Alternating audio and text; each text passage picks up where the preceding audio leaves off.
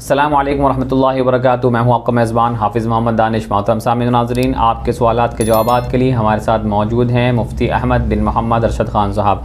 जी मुफ्ती साहब, अब्दुल्ला भाई शाहीन बाग से मालूम करते हैं, अगर बचपन में किसी की कोई चीज़ चोरी की थी तो अब उसकी अदायगी का क्या मसला होगा? मेरी उम्र फ़िलहाल 20 साल है। बिस्मिल्लाहिर्रहमानिर्रहीम। मज़कूरा सवाल का जवाब ये है कि अगर किसी बच्चे ने बालिग होने से पहले किसी की कोई चीज़ चुराई थी तो उस चोरी करने का जो गुनाह है वो गुनाह तो उस बच्चे को नहीं होगा, चूँकि बालिग होने से पहले तक बच्चा शरीयत के अहकाम का मुकल्लफ़ नहीं होता। हुज़ूर अकरम सल्लल्लाहु अलैहि वसल्लम की हदीस है कि 3 लोग मरफ़ूउल क़लम हैं, यानी जिन पर शरीयत का कलम नहीं चलता है। एक बच्चा जब तक कि वो बालिग हो जाए, एक मजनून जब तक कि वो सेहतमंद ना हो जाए, और तीसरा सोया हुआ आदमी जब तक वो बेदार ना हो जाए।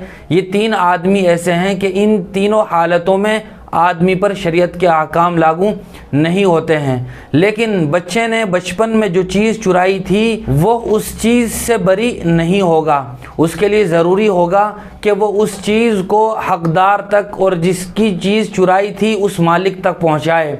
अगर वही चीज़ अभी तक बाकी हो तो वही चीज़ पहुंचाए, और अगर वो बाकी ना हो तो उसकी कीमत वापस करे। और जिस आदमी की चीज़ चुराई थी अगर वो आदमी बाकी है तो उसी को वापस करे, और अगर वो आदमी नहीं है तो उसके जो वारिसीन हैं, उसकी जो औलाद है, उनको वापस करे। और अगर उनका अता पता ही कुछ नहीं है तो फिर जितनी पैसों की वो चीज़ थी, इन्हें पैसे बग़ैर सवाब की नीयत से सदका कर दे। अल्लाह की ज़ात से उम्मीद है कि वो उस गुनाह से बिल्कुल महफूज हो जाएगा। अल्लाह की ज़ात से उम्मीद है कि उसके ज़िम्मे से वो चीज़ अदा हो जाएगी। और अगर आदमी को चोरी के उन्वान से वो चोरी की हुई चीज़ या उसकी कीमत चोरी के उन्वान से वापस करने में शर्म महसूस हो रही है तो इस बात की भी गुंजाइश है कि वो चोरी का नाम लिए बग़ैर वही चीज़ ये कहकर वापस कर दे कि ये आपके लिए हदिया है, या ये कि इतनी कीमत इतने पैसे उनको गिफ्ट और हदिये के नाम से दे दे, तो इसकी भी गुंजाइश है। सन्नू अली राम शहर हिमाचल से मालूम करते हैं, बहुत सी मरतबा लोग वीडियो बनाकर भेजते हैं और ये कहते हैं कि वीडियो 10 लोगों तक भेजो तो तुम्हारा फला काम हो जाएगा और तुमको खुशी मिलेगी, और अगर तुम नहीं भेजोगे तो तुम्हारा नुकसान होगा। इसकी क्या हकीकत है?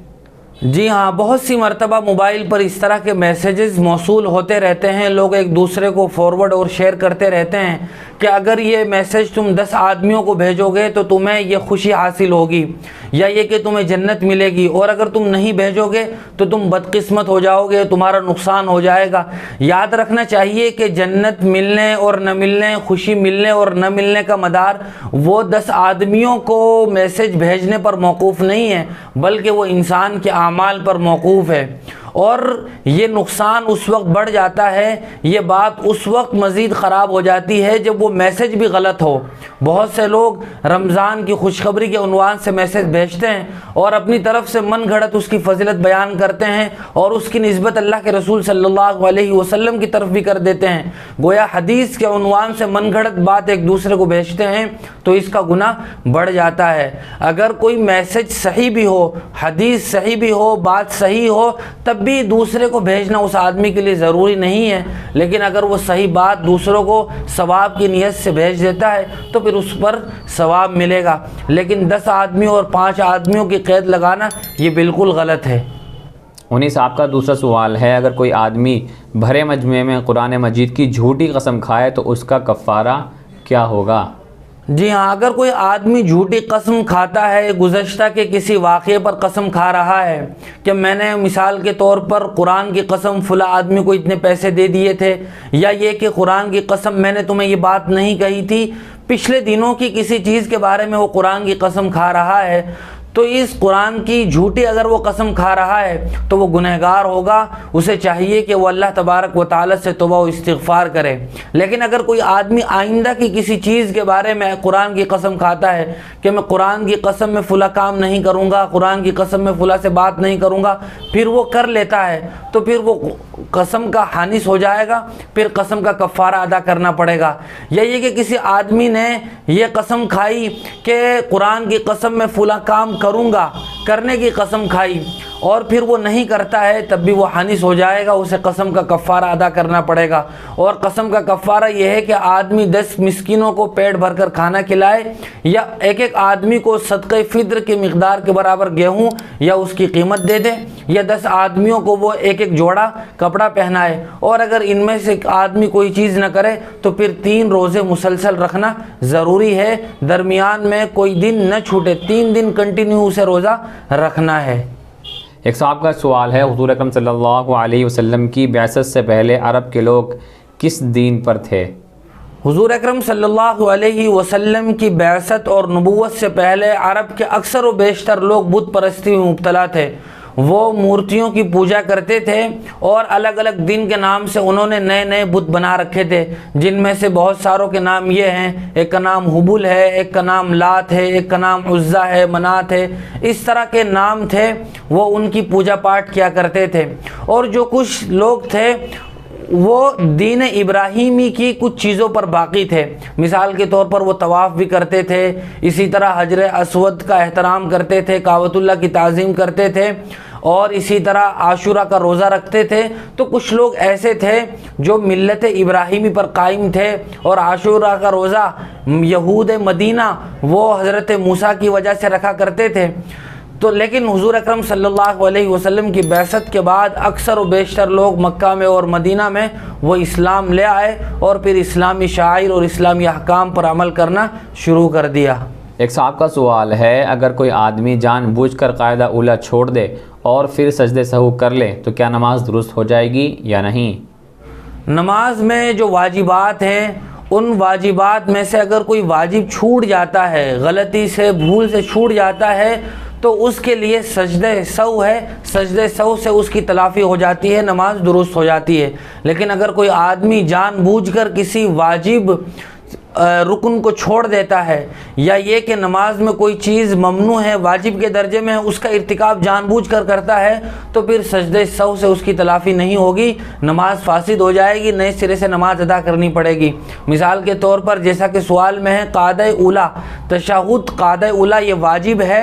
अगर कोई आदमी इसको जानबूझकर छोड़ता है और फिर चाहे वो सजदे सहू भी कर ले तब भी नमाज फासिद ही रहेगी। या ये कि जहरी नमाज में जहरन क़िरात करना, सिर्री नमाज़ों में सिर्रन क़िरात करना वाजिब है। कोई आदमी जहरी नमाज में जानबूझकर सिर्री क़िरात करे, सिर्री नमाज में जानबूझकर जहरी क़िरात करे तो फिर सजदे सहू से भी नमाज दुरुस्त नहीं होगी। इसीलिए उसे सजदे सहू कहा जाता है, यानी भूल का सजदा, वो जानबूझकर किए हुए अमल का सजदा नहीं है। एक खातून का सवाल है, बाज़ लोग कहते हैं कि इंतकाल के बाद हज़रत फ़ातिमा रज़ियल्लाहु अन्हा को गुस्ल नहीं दिया गया था, उन्होंने इंतकाल से पहले ही गुस्ल कर लिया था, ये बात कहाँ तक दुरुस्त है? जी हाँ, बहुत सारे लोग हज़रत फ़ातिमा रज़ियल्लाहु ताला अन्हा के बारे में ये बात कहते हैं कि उन्होंने अपने इंतकाल से पहले ही गुस्ल कर लिया था और कह दिया था कि मुझे अब गुस्ल देने की ज़रूरत नहीं है। बहुत सारे मुकर्रिरीन और वाइज़ीन भी इस बात को अपनी तकरीरों में नकल करते हैं। लेकिन याद रखना चाहिए कि इंतकाल के बाद मुसलमानों पर, मुसलमान मय्यत पर, मुसलमानों के लिए गुस्ल देना ये वाजिब है। लिहाजा हज़रत फ़ातिमा रज़ियल्लाहु ताला अन्हा को भी इंतकाल के बाद गुस्ल दिया गया था और रिवायात में ये बात मिलती है कि हज़रत उम्मे अयमन रज़ियल्लाहु ताला अन्हा उन्होंने गुस्ल दिया था और हज़रत अब्बास रज़ियल्लाहु ताला अन्हु ने हज़रत फ़ातिमतुज़ ज़हरा रज़ियल्लाहु ताला अन्हा की नमाज जनाजा पढ़ाई थी। उन्हीं खातून का सवाल है, क्या सालगिरह मनाने के बजाय हर साल बच्चे का अक़ीक़ा कर सकते हैं या नहीं? बच्चे की पैदाइश के बाद 7वें दिन या अगर 7वें दिन ना हो सके तो 14वें या 21वें दिन अक़ीक़ा करना मुस्तहब है और ये विलादत के बाद एक ही मरतबा मुस्तहब है। दीन में कोई ऐसी चीज़ भी सवाब समझकर करना जो शरीयत का हिस्सा ना हो, ये भी गलत है, क्योंकि आइंदा चलकर वो चीज़ शरीयत का लोग हिस्सा समझकर करने लगेंगे। शरीयत में एक ही बार अक़ीक़ा करना मुस्तहब है, बार बार करने की ज़रूरत नहीं है। एक साहब का सवाल है, क्या मर्द औरत एक ही चटाई पर नमाज़ पढ़ सकते हैं या नहीं? जी हाँ, अगर नमाज़ पढ़ने वाले वो मर्द और औरत दोनों महरम हैं, एक ही चटाई पर नमाज़ पढ़ रहे हैं, तब तो गुंजाइश है, कोई हरज नहीं है। लेकिन अगर वो गैर महरम हैं, अपनी अपनी नमाज़ें एक ही चटाई एक ही सफ़ पर पढ़ रहे हैं, तो ये बेहतर नहीं है। दोनों अजनबी हैं, मर्द और औरत का इतना करीब होना अजनबी होने की वजह से ये दुरुस्त नहीं है। लेकिन अगर वो दोनों मर्द और औरत गैर महरम एक ही इमाम के पीछे नमाज़ पढ़ रहे हैं और दोनों एक ही सफ़ पर करीब करीब खड़े हैं मिलकर, तो मर्द की नमाज फासिद हो जाएगी। बहुत शुक्रिया मुफ्ती साहब आपका। इसी तरह की मज़ीद मसाइल की जानकारी के लिए आप हमारे दारे अरकम यूट्यूब चैनल को सब्सक्राइब करें, वीडियो के नोटिफिकेशन के लिए बेल आइकन को दबाएं, वीडियो को लाइक करें, सदक़ा जारिया की नीयत से वीडियो को शेयर भी करें और इसी तरह अपने सवाल हम तक पहुँचाते रहें। जज़ाकल्लाह।